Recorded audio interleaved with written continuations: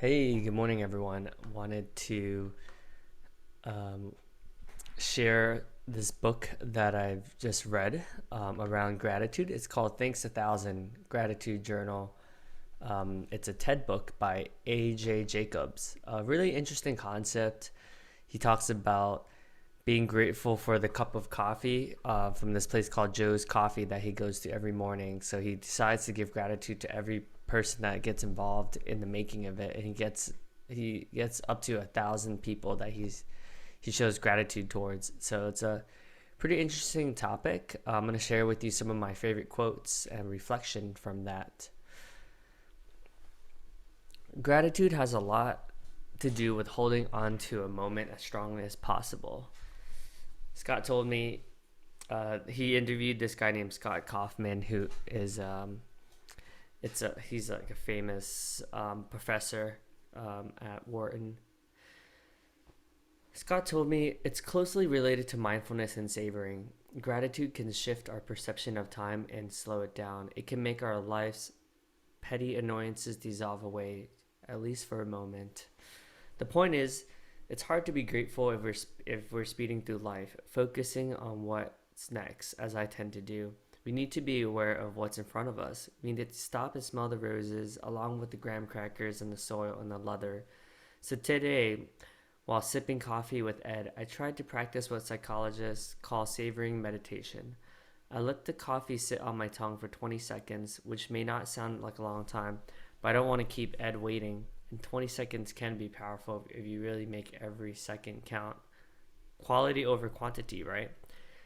I'm focused on the viscosity of the liquid, the acidity, the bitterness. Was that apricot? I, I still couldn't taste the distinct flavors, but I see a way to unravel the threads. Quote number three. So, where to import the water from? The Catskills seemed like the perfect solution. The region had a lot of rain.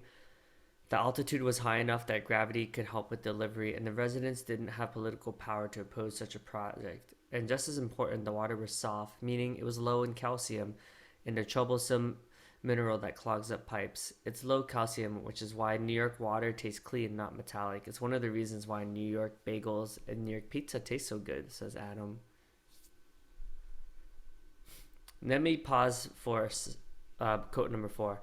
Let me pause here for a moment to state the obvious. I am lucky. That was a thought going through my mind as I took the bucket strap off my shoulders. I just picked coffee beans for 10 minutes as research for a book. I didn't pick coffee beans because I had no other job options and needed to earn money to feed my family, which is a situation of thousands of migrant workers. I picked coffee by choice, not a necessity. And how did I arrive at the luxury of having this choice? Well, mostly luck. He talks about how lucky it is to be born to a wealthy family, and he was just reflecting on some of the hard labor that some of the Colombian farmers had to deal with waking up at 5 a.m., right? But he was also present to that, they have the luxury of having beautiful mountains as a landscape. So it was interesting to see his reflection.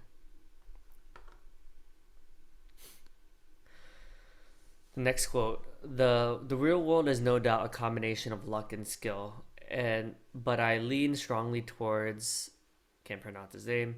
If I had to put numbers to it, 20% of my fate had been determined by hard work and persistence, and 80% has been cosmic powerball. So true. I mean, even for me, like being born in America, right? I have so much more privilege than a lot of other people just being born in a different country, you know? Have a lot more freedoms. And then three more quotes.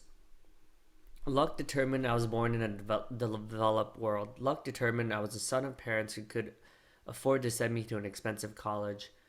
Luck determined my genetic makeup and my career. It's been filled with random breaks. At the age of 23, I was getting ready to give up on writing and apply to psychology grad school when I was sent off a Hail Mary letter addressed only to agent.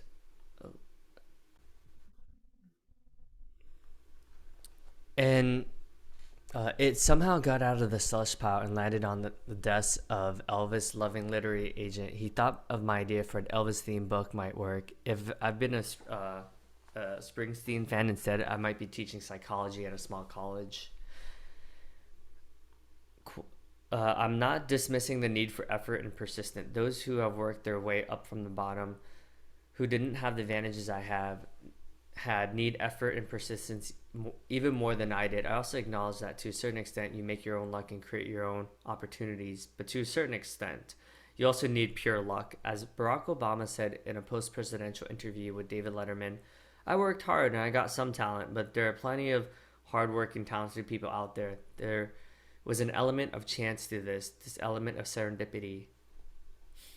Love that quote. And last quote of the day. I agree with our former president. There are millions of hardworking, persistent people around the world living below the poverty line. And I believe there are thousands of could have been Meryl Streeps working as waitresses because they didn't get lucky breaks. There are thousands of alternate universe Steve Jobs working on assembly lines in factories.